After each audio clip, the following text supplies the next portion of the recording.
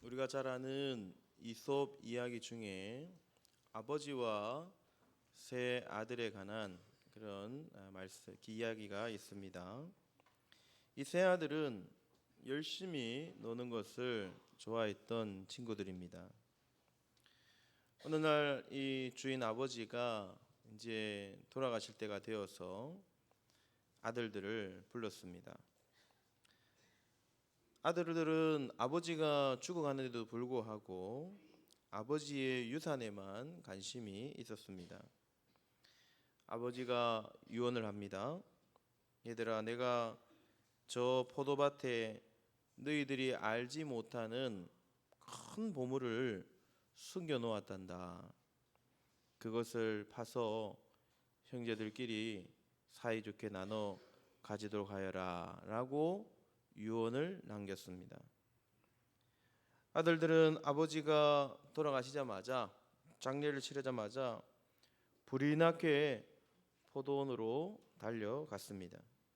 그리고 아버지가 살아계실 때는 거의 밭일을 하지 않았던 이 아들들이 곡괭이를 들고 그 밭을 열심히 파기 시작했습니다. 고랑고랑 빈자리가 없이 곡괭이를 들고 그 땅을 다 파서 뒤집어 놓았습니다. 몇 개월이 지났습니다.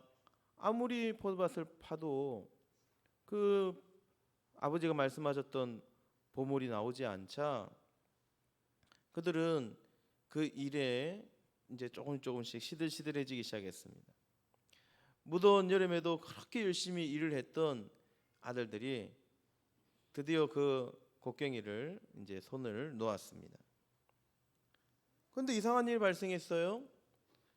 조금 있다가 가을 추수철이 되니까 지금까지 그 아버지가 일구었던 포도밭에 그만한 포도송이 열매가 맺힌 적이 없었는데 너무나 크고 우람한 포도 열매들이 맺히게 된 것을 발견하게 된 것입니다. 그제서야 이 아들들이 아버지의 깊은 뜻을 깨닫게 되었노라는 이야기가 바로 이 이솝 우화이죠. 오늘 본문인 마태복음 13장에도 이와 같은 비유가 나옵니다. 천국 비유이죠. 예수님께서 천국을 비유로 알려주셨는데 총 7가지의 비유가 등장합니다. 씨 뿌리는 자 비유, 누룩 비유, 가라지 비유, 보화 비유, 겨자씨 비유, 진주 비유, 그물 비유 이상 7개의 비유가 나오고 있습니다.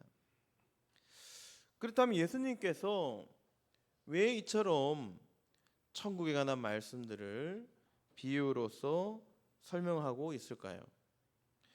직접 가르쳐 주셔도 되는데 왜 이솝 우화처럼 비유로서 천국을 설명하셔야 하느냐 하는 것입니다. 기본적으로 우리 주님은 구약에서도 비유로서 하늘의 비밀을 알려주시길 기뻐하셨습니다. 시편 78편 2절에 보면 내가 입을 열어 비유로 말하며 예로부터 감추어졌던 것을 드러내려 하니, 구약에서도 비유로 감추어졌던 것을 드러낸 적이 많았다는 것이죠. 우리가 잘 알고 있는 잠언이나 전도서 같은 경우에도 비유로서 설명한 말씀들이 많이 있습니다. 그래서 오늘 본문에서 이 제자들이 궁금해서 예수님께 직접 질문을 한 거예요. 10절에 제자들이 예수께 나와 이르되 어찌하여 그들에게 비유로 말씀하십니까? 예수님께서 이렇게 대답하시죠. 11절에 대답하여 이르시되 천국의 비밀을 아는 것이 너희에게는 허락되었으나 그들에게는 아니 되었느니라고 말씀합니다. 다시 말씀드리면 들을 귀 있는 자들은 듣고 깨달아서 천국을 소유하게 되는 구원을 얻게 될 것이지만 천국 비유를 듣고도 깨닫지 못할 자들에게는 그 말씀이 소용이 없음을 그들에게 말씀하고 있는 것입니다. 그리고 14절에 가서 이사야 6장 9절에서 10절 말씀을 인용하며 이렇게 말씀합니다. 여호와께서 이르시되 가서 이 백성에게 이르기를 너희가 듣기는 들어도 깨닫지 못할 것이요 보기는 보아도 알지 못하리라 하여 이 백성의 마음을 둔하게 하며 그들의 귀가 막히고 그들의 눈이 감기게 하라. 염려하건대 그들이 눈으로 보고 귀로 듣고 마음으로 깨닫고 다시 돌아와 고침을 받을까 하노라 하시기로. 즉 똑같은 천국의 말씀이 그들에게 주어지지만 들을 귀 있는 자들은 듣고 회개하며 구원을 받게 되지만 그렇지 못한 자들은 아무리 들어도 고침을 받지 못한다고 말씀하고 있는 것입니다. 하나님의 말씀을 듣고 비유의 말씀이지만 이 비유의 말씀을 듣고 천국을 소유하게 될 자와 듣고도 깨닫지 못하게 되는 자가 있다는 것이죠. 구원받기로 예정된 자는 천국 복음을 듣고 깨닫고 회개하게 됩니다. 하지만 구원받기로 예정되지 못한 자들은 들어도 그 말씀을 못 들은 척 무시하게 될 것이라는 것입니다. 오늘 천국 비유의 목적이 여기에 있는 것이죠. 영적인 눈을 떠서, 영적인 마음의 눈을 떠서 천국 복음을 듣고 이 천국 비유의 말씀을 받아들이는 자는 천국을 소유하는 영적인 축복을 받게 될 것이지만 영적인 눈을 뜨지 못하고 마음 문을 걸어 잠근 채 이 말씀이 주어짐에도 불구하고 회개치 않고 하나님 앞에 나오지 못하게 되는 자들은 영적인 축복이 없다는 것을 우리에게 분명히 말씀하고 있습니다. 애써 못 듣는 척 무시하고 고침받기를 두려워할 때에 천국 선물을 받지 못한다는 것을 말씀하는 것이죠. 그래서 비유로 설명한 것이 하신 겁니다. 그리고 이 비유의 말씀대로 오늘 이 천국 복음장인 13장에서 마지막에 가시면 14장의 마지막에 가면 그 결과가 나타납니다. 53절 이후에 이 비유를 모두 마치신 이후에 예수님께서 어디로 가시냐면 고향으로 가시게 돼요. 고향에 가서 아마 이 천국 비유의 말씀을, 이 천국 말씀을 그들에게도 똑같이 전달했을 겁니다. 이 말씀을 그들에게도 더 열심히 복음을 비유로서 설명했을 거예요. 그런데 고향 땅에 있었던 사람들은 천국 비유의 말씀을 듣고 회개하고 거듭했을까요? 거듭났을까요? 아니면 예수님을 배척했을까요? 예수님 배척하게 됩니다. 57절 58절에 예수를 배척한지라 예수께서 그들에게 말씀하시되 선지자가 자기 고향과 자기 집 외에서는 존경을 받지 않음이 없느니라 하시고 그들이 믿지 않음으로 말미암아 거기서 많은 능력을 행하지 아니하시니라. 똑같은 천국 비유의 말씀을 자기 고향 땅에 있는 사람들에게도 전달하였지만 들을 귀가 없는 자들은, 구원받기로 예정되지 않은 사람들은 이 천국 비유의 말씀을 듣고도 깨닫지 못하고 거듭나지 못하고 고침받지 못하고 회개하고 천국을 선물로 소유하지 못하게 되었다고 13장 마지막에 결론을 우리에게 말씀하고 있는 것입니다. 그렇습니다. 사랑하는 성도님 여러분, 오늘 예수님께서 우리에게 들려주시는 이 천국 비유의 말씀을 들으시고 여러분들은 영적인 눈을 뜨시고 마음 문을 활짝 열어서 이 천국 비유를 깨달으시고 천국을 선물로 소유할 수 있는 복된 믿음의 성도님들이 되시기를 주님의 이름으로 간절히 소원합니다. 오늘 우리가 읽은 말씀 9절에 보면 들을 귀 있는 자는 듣게 될 것이라고 말씀하고 있는 거예요. 마음 문을 열고 반드시 천국 비유의 말씀을 이해하시고 깨달으시고 천국을 소유하게 되기를 간절히 소원합니다. 오늘 비유는 씨 뿌리는 비유입니다. 예수님의 첫 번째 비유죠. 오늘 13장에 나오는 첫 번째 비유입니다.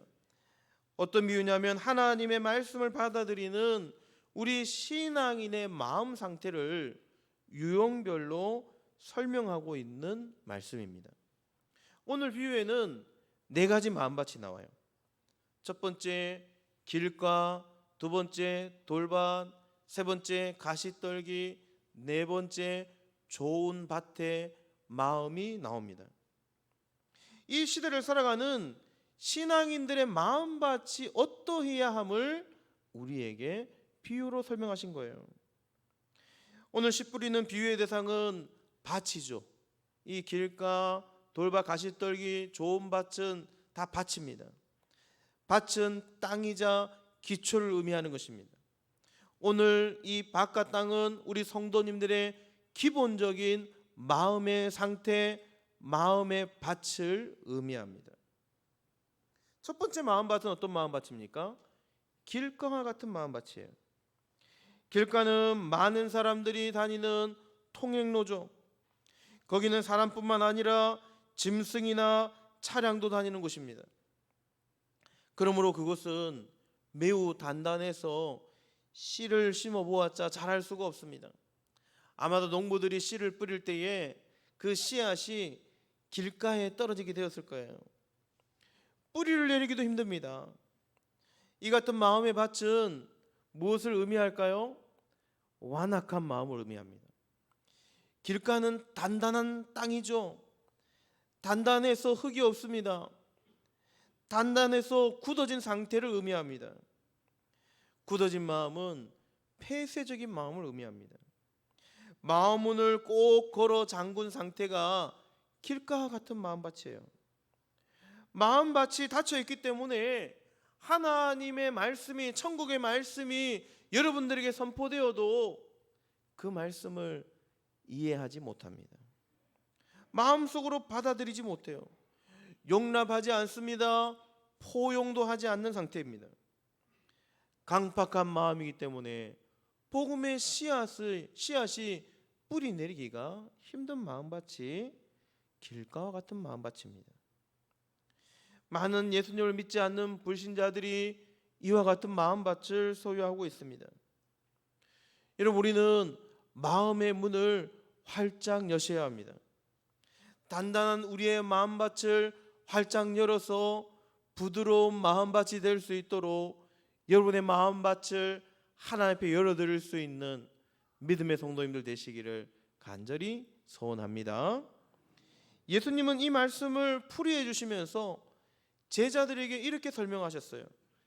악한 자 사탄이 이 길가와 같은 마음밭은 그 씨앗을 빼앗아가는 마음밭이라고 설명합니다. 19절 말씀, 우리 화면을 보시면서 같이 한번 읽어보겠습니다. 아무나 천국 말씀을 듣고 깨닫지 못할 때는 악한 자가 와서 그 마음에 뿌려진 것을 빼앗나니 이는 곧 길가에 뿌려진 자요. 아멘. 길가와 같은 밭은 어떤 밭이라고요? 마음밭이 너무 단단해서 뿌리를 내리기도 전에 누가 와서? 악한 자가 와서, 사탄이 와서 그 말씀의 씨앗을 빼앗아가 버리는 밭이 길가와 같은 밭이라고 말씀하고 있는 것입니다. 사탄이 그 말씀을 다 빼앗아가 버리는 것입니다. 우리 마음밭에 뿌려진 그 말씀의 씨앗들을 다 빼앗아가 버리는 마음이 길가 같은 마음밭이에요. 나의 마음이 아무리 말씀을 들어도 그 말씀이 뿌리를 내리지 못하고 있다고 생각되신다면 사탄을 대적하시고 사탄이 우리의 마음밭에 뿌려진 말씀을 빼앗아가지 않도록 하나님 앞에 기도하심으로 여러분의 마음문을 열 수 있는 믿음의 성도님들이 되시기를 간절히 소원합니다. 길가 같은 밭은 또 깨닫지 못하는 마음밭입니다. 마음이 단단해서 진리의 말씀을 들어도 그 말씀이 무엇인지를 깨닫지를 못해요. 깨닫지 못하니까 진리를 믿지 못합니다. 뿌리를 내리지 못합니다. 깨닫지 못함으로 성경에서 이야기하는 우매한 사람입니다. 천국이 가까이 우리에게 왔음에도 불구하고 그 천국을 기회로 소유하지 못합니다. 세상적 지혜가 지식이 너무나 뛰어나서 길과 같은 마음밭이 되어서 하나님의 영적인 진리를 깨달으려고도 하지 않고 들으려고도 하지 않습니다. 여러분, 진리에 어두운 사람이 가장 불행한 사람입니다. 구원의 진리인 복음의 말씀을 듣고도 깨닫지 못하고 받아들일 수가 없어요. 받아들이지 못하기 때문에 이와 같이 어리석은 사람이 없는 것입니다. 듣기는 들어도 깨닫지 못하는 이유가 무엇 때문일까요? 왜 하나님의 말씀이 주어짐에도 불구하고 깨닫지 못할까요? 그것은 영적인 무관심, 영적인 교만 때문입니다. 영적인 무관심과 영적인 교만 때문에 하나님의 말씀이 전혀 필요치 않는 것입니다. 우리가 전도를 나가보면 그런 분들이 많이 계시죠. 어떤 사람들은 값없이 주어지는 이 천국의 선물을 받으려고도 하지 않고 들으려고도 하지 않습니다. 문을 열어주지 않아요.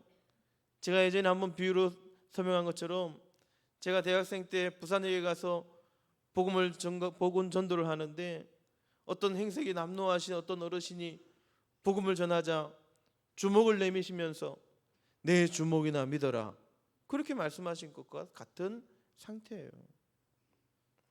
구원에 대해서 전혀 관심이 없는 것입니다.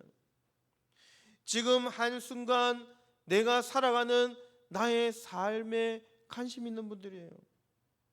돈 벌 시간도 없는데 무슨 예수를 믿어 하면서 마음의 문을 열려고 하지 않는 것입니다. 사랑하는 성도 여러분, 오늘 우리의 마음밭도 돌아보시기를 원합니다.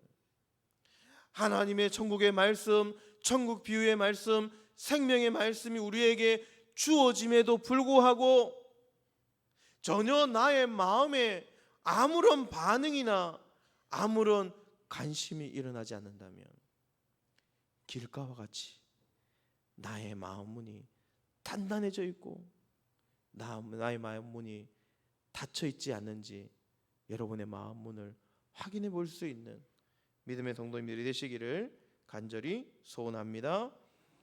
두 번째, 우리의 마음밭은 돌밭과 같은 마음밭입니다. 돌밭과 같은 마음밭은 얕은 마음이죠. 돌밭은 흙이 얕은 곳에 씨앗이 자리를 잡고 뿌리를 내립니다. 그런데 깊이 내리지를 못해요. 싹은 틔울 수 있지만 큰 줄기를 맺고 열매를 맺을 수가 없습니다.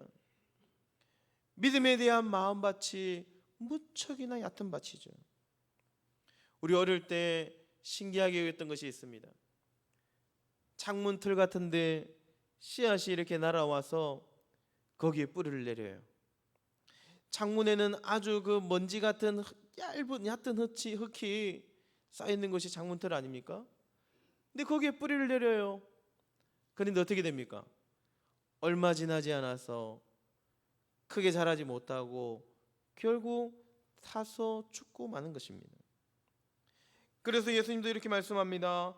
20절 말씀, 21절 말씀을 우리 화면을 보시면서 같이 한번 읽어보겠습니다.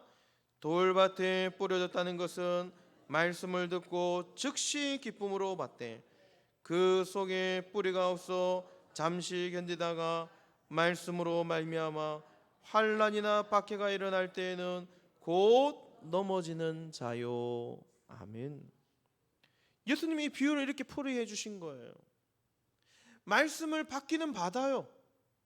말씀이 내 마음속에 들어올 때에 기쁨으로 받습니다. 그런데 나의 마음밭이 너무나 얕아서 뿌리를 내리지 못하는 거예요. 잠시 견디다가 환난이나 박해나 핍박이나 삶의 공고나 환난이 우리에게 찾아오게 되면 금세 넘어져 버리고 하는 것입니다. 우리 냄비 신앙이라는 표현을 쓰지 않습니까? 예. 우리 라면 끓이는 양은 냄비 여러분 기억하시죠? 라면을 끓이는 양은 냄비는 금세 끓어오릅니다. 금세 끓어올라서 막 금세 타버릴 것 같아요. 그런데 불을 끄게 되면 어떻게 됩니까? 금세 식어져 버립니다. 조금의 어려움이 찾아오면 견디지 못하고 넘어져 버리고 맙니다. 이와 같은 마음이 얕은 돌밭의 마음을 가지신 분들의 마음 상태예요. 또 돌밭과 같은 마음은 말씀의 뿌리를 깊이 내리지 못하는 마음입니다.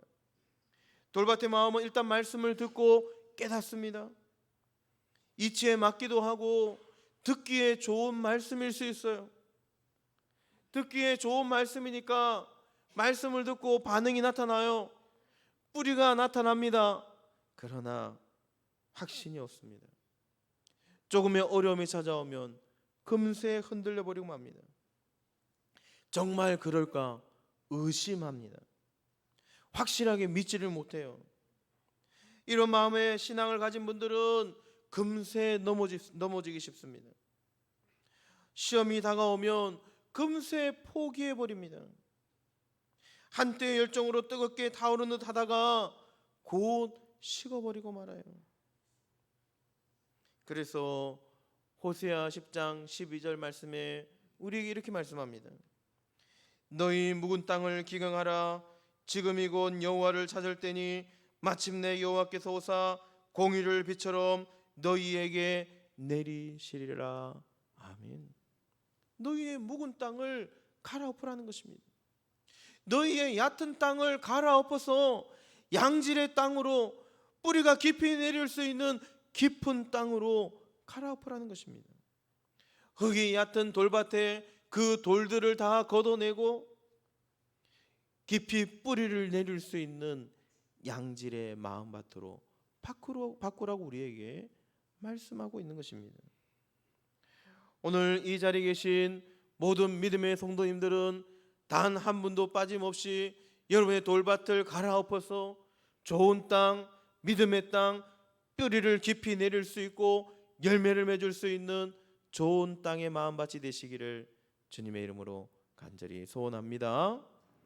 세 번째는 가시떨기와 같은 마음밭이에요. 이 밭은 부드럽고 좋은 땅입니다.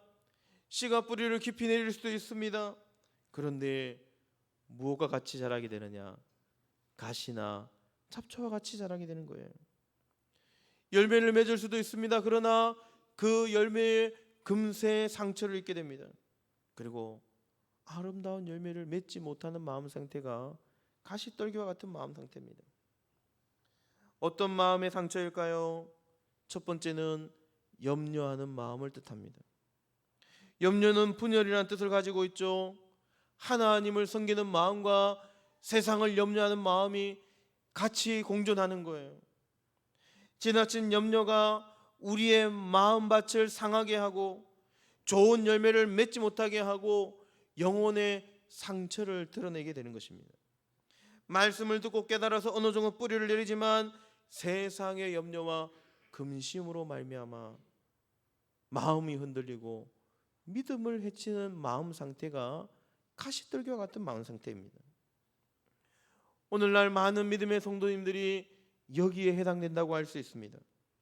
우리가 보통 믿음의 쓴 뿌리라고 이야기합니다. 믿음의 쓴 뿌리가 여러분 어디에서 비롯되는 것입니까? 염려에서 비롯되는 거예요. 염려는 하나님을 믿지 못함에서부터 시작되는 거예요.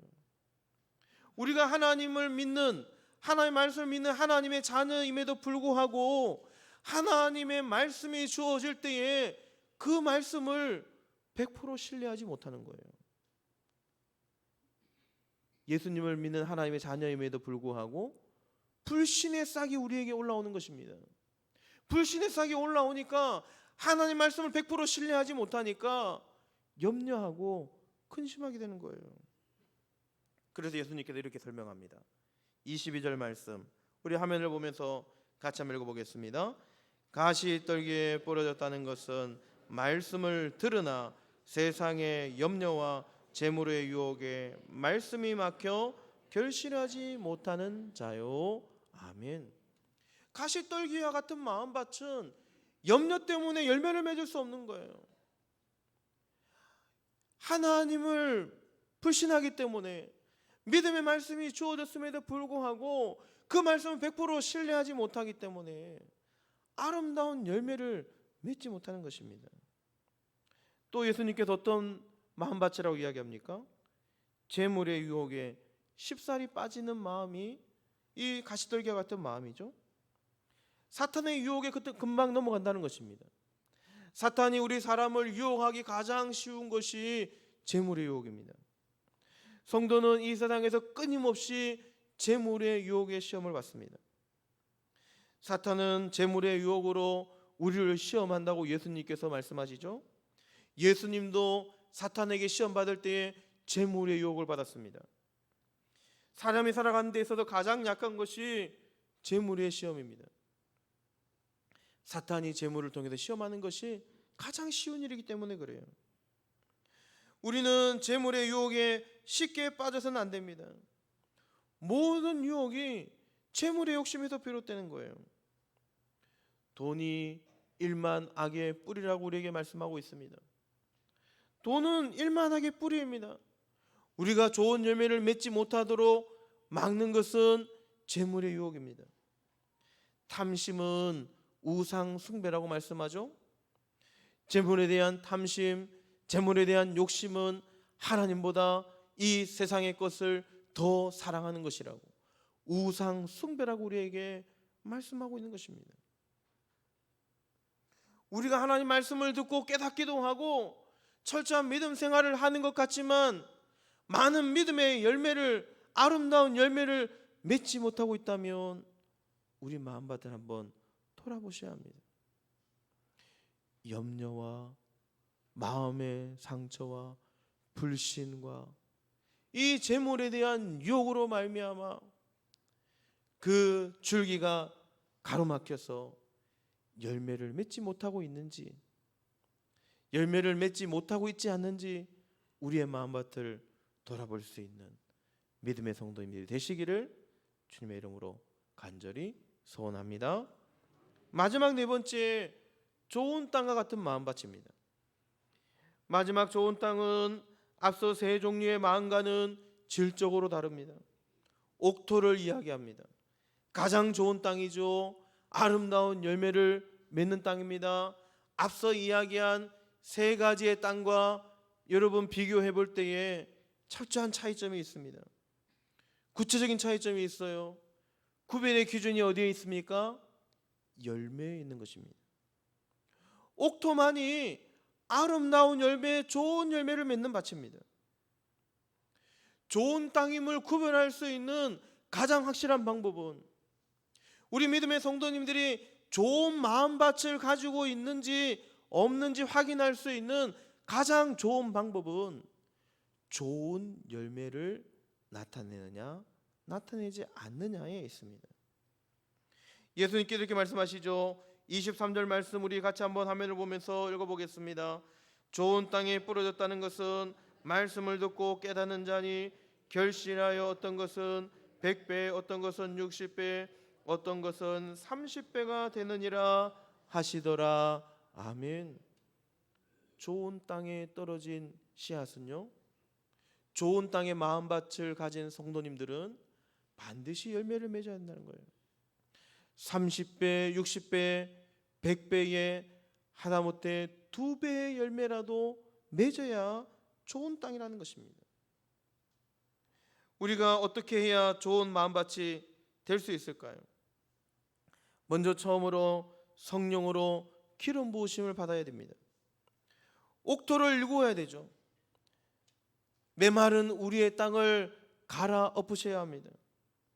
메마른 성도의 마음밭이 좋은 땅이 될 수 있도록 거기에 물도 붓고 거름도 붓고 해서 좋은 땅으로 갈아엎으셔야 합니다.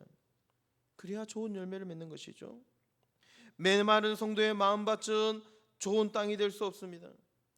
성령의 기름으로 충만해질 때, 성령으로 거듭나게 될 때 좋은 땅이 될 수 있는 것입니다. 요한복음 3장 5절에 예수께서 대답하시되 진실로 진실로 내게 이르노니 사람이 물과 성령으로 나지 아니하면 하나님의 나라에 들어갈 수 없느니라. 좋은 마음밭이 되기 위해서 성령으로 기름 부으심을 받고 거듭나야 됨 우리에게 말씀하고 있는 것입니다.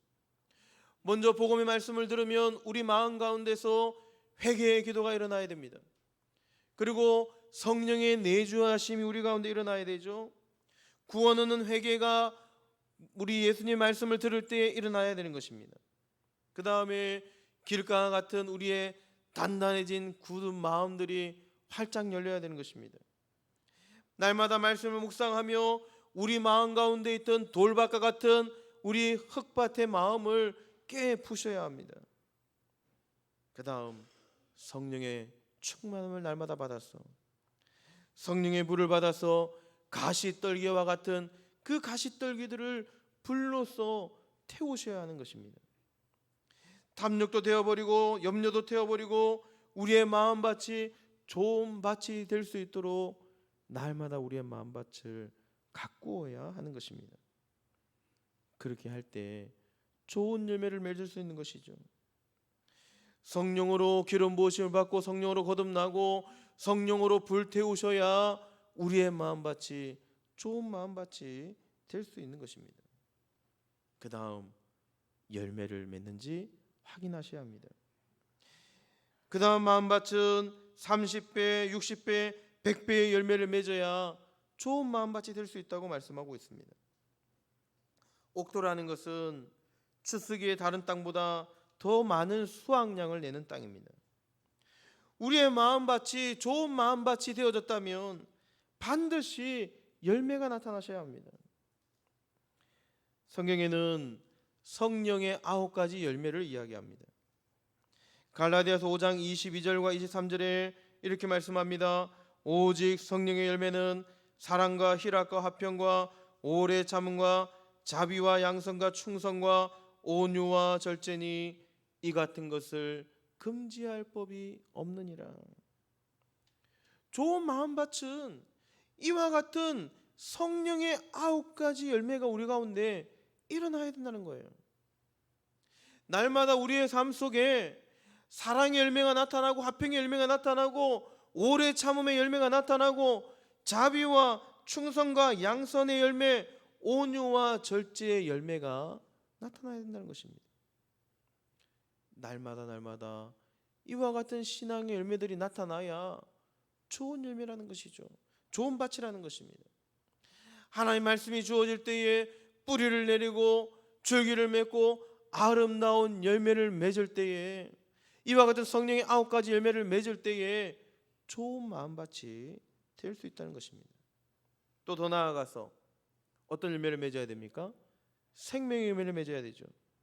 잠언 11장 30절 말씀에 의인의 열매는 생명나무라 지혜로운 자는 사람을 얻느니라.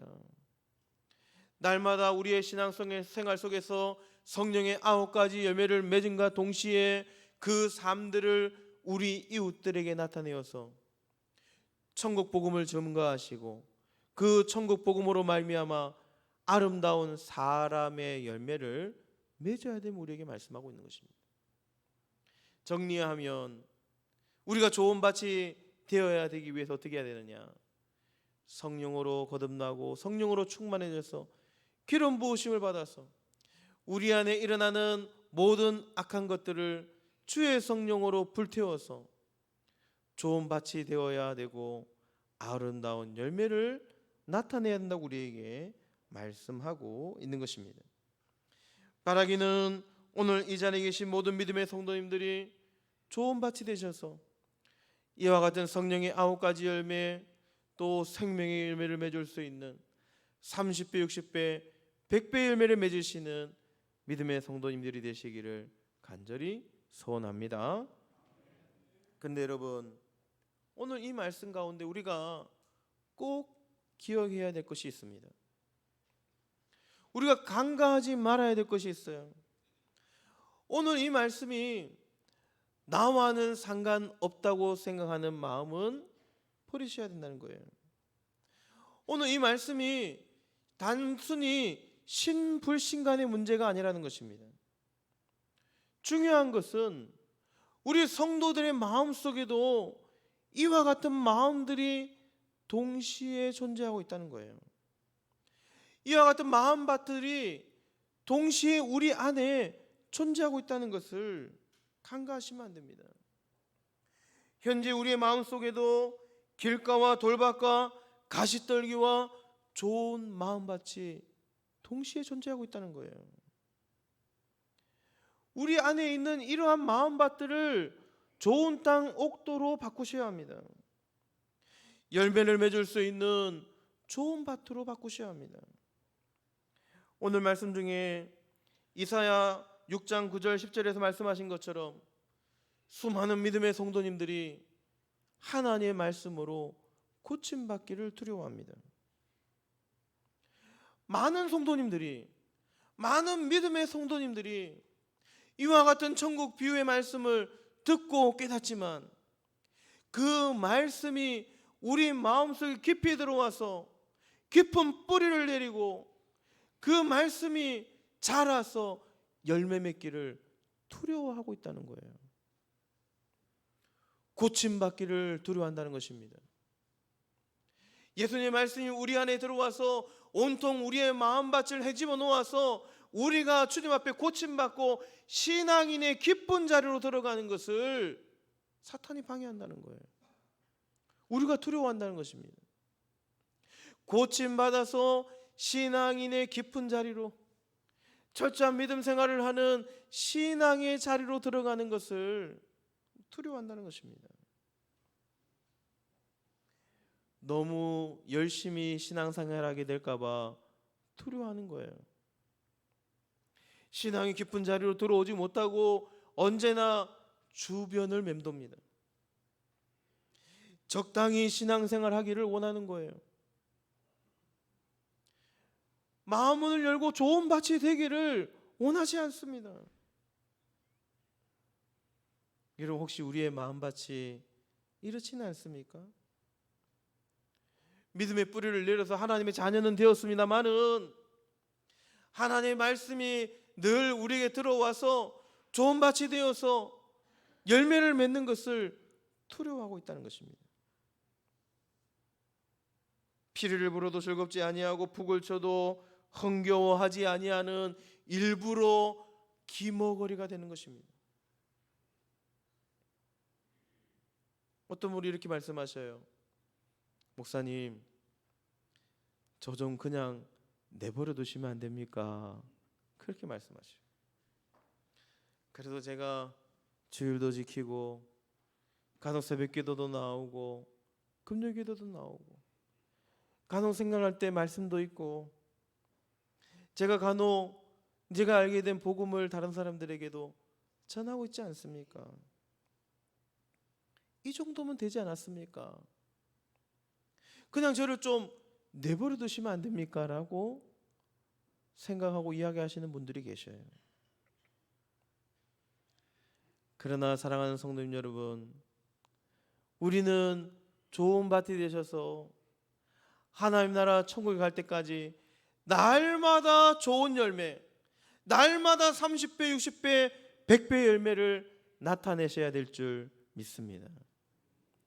믿음의 열매 맺는 것을 두려워하지 마시기를 바랍니다. 우리 하나님은 우리가 죽는 그날까지 성화되어져 가기를 원하시죠. 지난주에 제가 말씀드린 것처럼 날마다 우리의 믿음이 성장하여서 아름다운 열매를 맺기를 원하셔요. 그런데 대부분의 성도님들이 그 자리에 멈춰 있기를 원하시는 거예요. 하나님의 말씀이 우리 안에 들어와서 우리 안에서 온통 우리의 마음밭을 뒤집어 놓아서 변화가 일어나는 것을 두려워하는 것입니다. 우리 하나님은 의식적인 신앙생활하는 것을 원하지 않습니다. 날마다 좋은 밭으로 갈아엎어져서 30배, 60배, 100배의 열매를 맺으시는 것을 기뻐하시는 분이 우리 하나님이심을 기억하시고 하나님 앞에 좋은 마음밭으로 살아갈 수 있는 믿음의 성도님들 되시기를 간절히 소원합니다. 이제 말씀을 마치고자 합니다. 혹시 오늘 우리 가운데 길가와 같은 마음밭을 가지신 분들이 계십니까? 아직 복음을 들어도 깨닫지 못하고 마음문을 활짝 열지 못하고 계시는 분들이 계십니까? 그러면 여러분의 마음밭을 활짝 여시고 생명의 말씀, 천국의 비유의 말씀을 여러분 마음밭에 깊이 받아들이시기를 바랍니다. 예수님을 영접하시고 예수님께 나오시기를 바랍니다. 예수님을 영접하시게 되면 성령님이 여러분 마음속에 내주하시는 것입니다. 또 우리 믿음의 성도님들 가운데 돌밭과 같은 마음, 가시떨기 같은 마음밭으로 멈춰 계시는 분들이 계십니까? 좋은 땅으로 변화되는 것을 두려워하고 계시는 분들이 계십니까? 하나님의 말씀이 온통 우리를 사로잡아서 30배, 60배, 100배의 열매를 맺는 것을 두려워하시는 분들이 계십니까? 그저 신앙의 언저리에 신앙의 주변만을 맴돌고 계시는 분들이 계십니까? 그렇다면 하나님의 말씀이 우리의 삶을 사로잡아서 아름다운 열매를 맺을 수 있는 신앙의 깊은 자리로 들어오실 수 있는 믿음의 성도님이 되시기를 주님의 이름으로 간절히 축원드립니다.